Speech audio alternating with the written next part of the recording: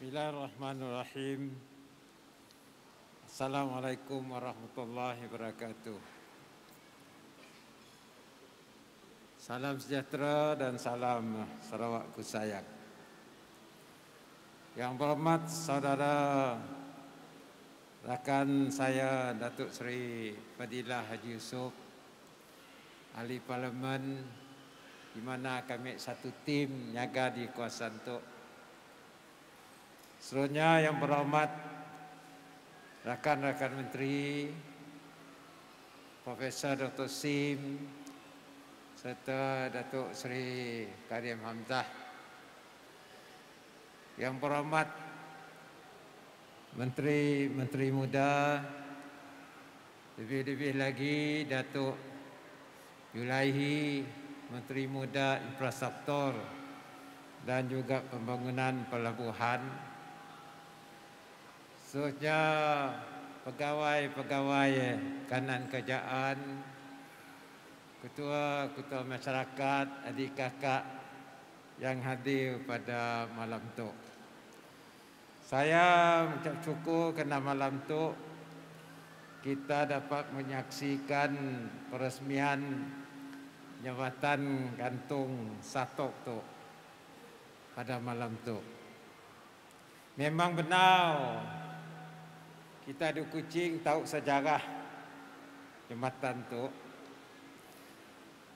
di mana pembinaannya bermula ketika era Charles Brooke, dan ia tertangguh sebab Raja Charles Brooke sakit dan meninggal dunia pada 1917. Selepasnya Raja ketiga Paina Brooke meneruskan pembinaan jambatan gantung kita, dan dia telah mendapat khidmatan dari seorang arkitek bernama A.S. Low,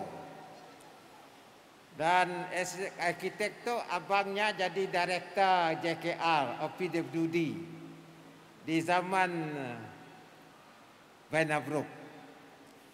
Dan dengan itu bermulalah pembinaannya pada 1920 dengan kos harga ngikut duit marik lah, duit Amerika Serikat 52,000 ya waktu marik, dan siap sepenuhnya pada 1926. Dan fungsi jambatan tu selain pada nyemerang ialah ngebak paip air daripada Metang ke Bandar Raya Kuching. Dan memang sejarah jambatan tu banyak sejarahnya. Selain daripada paip, ada bas marik di bawah syarikat Matang Transport Company. Mungkin kita masih ingat tak penghulu tu, ketua-ketua masyarakat masih ingat mana kita berumur tu. Dan warnanya warna kuning basnya. Ialah pakai kita turun naik daripada Metang ke Kuching melalui jambatan Satok. Dan keduanya, mari ada sekolah Tunku Abdul Rahman situ. Nama sekolah ya musim ya ialah Sekolah Rakyat. Sekolah Rakyat Tunku Abdul Rahman. Jadi banyak kita belajar di situ. Adik kakak kita orang bujang, orang dara. Dan tempat tu lah tempat sinatnya bergerek juga. Bagi sinatnya bertemu di jambatan Satok. Dan sebabnya apabila jambatan tu dipolah balik, ada orang malah popo ngikut style mari. Tapi jambatan tu adalah jambatan di bawah di gazet di bawah Antiquities Ordinance sebagai monumen yang bersejarah. Tetapi apabila dah 9 dekad, bermakna 90 tahun, kabelnya dah tua. maka terputuslah kabel Jembatan Satok, maka robohlah Jembatan Satok. Saya dan rakan-rakan melihat bahawa jembatan itu mempunyai sejarah yang banyak dan telah menyaksikan pembangunan yang berlaku di Bandaraya Kuching. Hingga Petrajaya dibuka macam kini itu. Dan kawasan pembangunan yang begitu meluas sekali. Memandang kepada keadaan sedemikian untuk generasi akan datang supayanya tahu sejarah bagaimana Bandaraya Kuching membangun menjadi bandaraya. Maka kita buat keputusan untuk membina semula Jambatan Satok tu. Seperti mana yang kita lihat, kita rasmi semula pada malam tu. Adik kakak sekalian, malam tu saya nak kongsi dengan kita juga apa yang akan berlaku untuk merancangkan ekonomi kita, lebih-lebih lagi dari sudut sektor pelancongan. Apabila siap jembatan ini dan kita modernkan sedikit, kawasan di antara Darul Hana, Jambatan Darul Hana dan Jembatan Satok, tebingan sungainya akan dinaik taraf. Kini itu kita mula di Kampung Lintang, Fasa 1, Sungai Bedil, Kampung Lintang sampai ke Tupung, Fasa 2 hingga ke Tupung Tengah.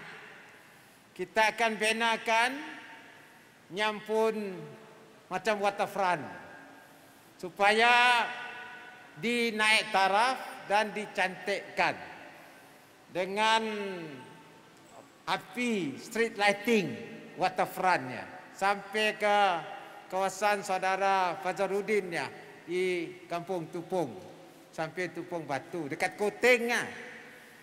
Kutingnya tempat kita orang berniat makai sampai ke Sia.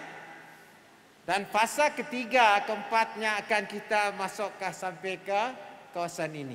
Ini sebelah tu. Dan di sebelah yang lagi kita akan naik tarafkan juga dari kampung kini tu sampai kampung nombor 3. Akan kita bina sampailah ke Satok tu. Tebing sungainya. Boleh pakai orang berbasikal, exercise, jalan. Jadi dua-dua.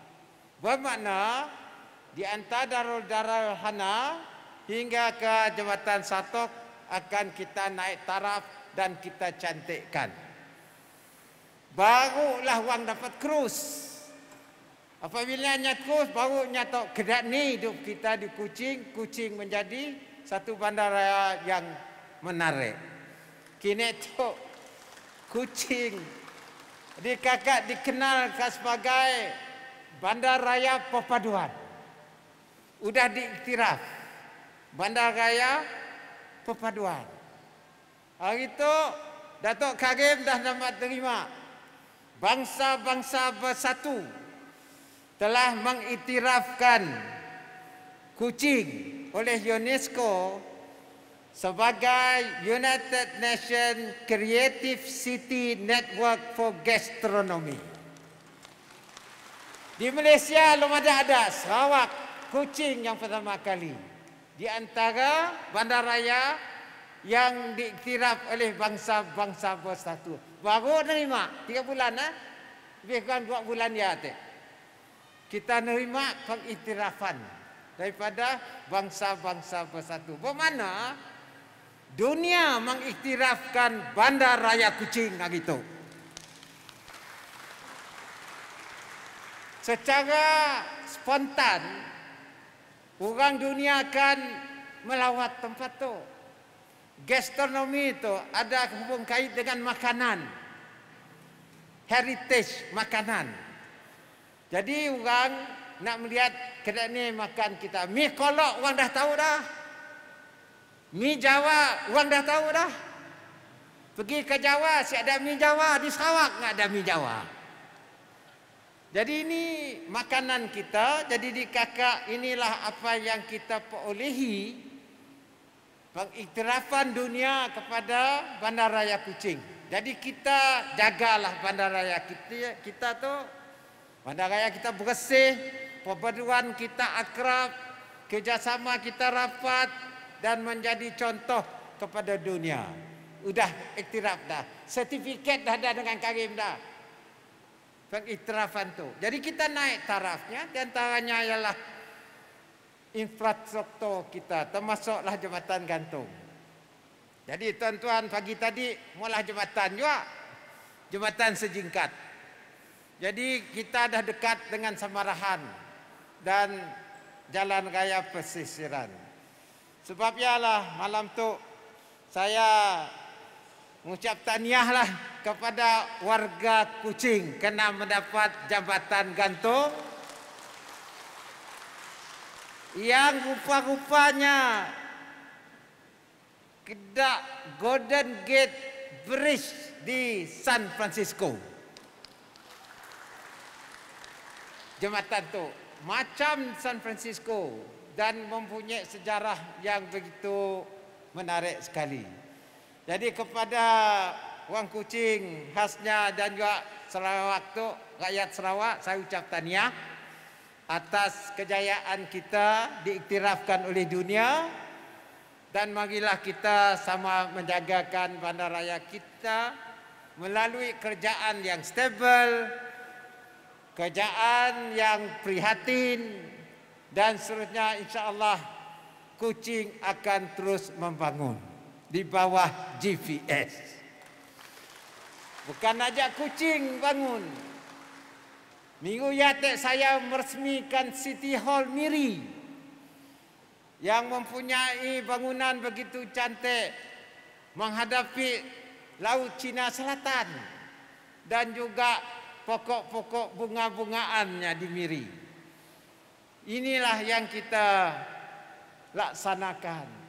Bahkan di kawasan luar bandar kita bangunkan.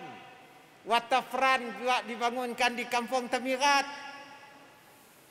Dan juga di kampung-kampung termasuk Sebuyau pun. Kita pergi Sebuyau kini itu lain dah. Kena dah ada benteng. Dan juga ada jalan dekat benteng. Si lama lagi siap dalam masa 2 tahun. Sebuyau akan berubah. Semua tempat negeri Sarawak akan berubah insya-Allah dengan pembangunan yang tersusun. Jadi di kakak malam tu sekali lagi saya ucap terima kasih. Seperti mana saya katakan tadi, tahniah. Kita ada Maidan Niaga Satok, kita hubung dengan Jambatan Gantung terus ke kawasan Satok.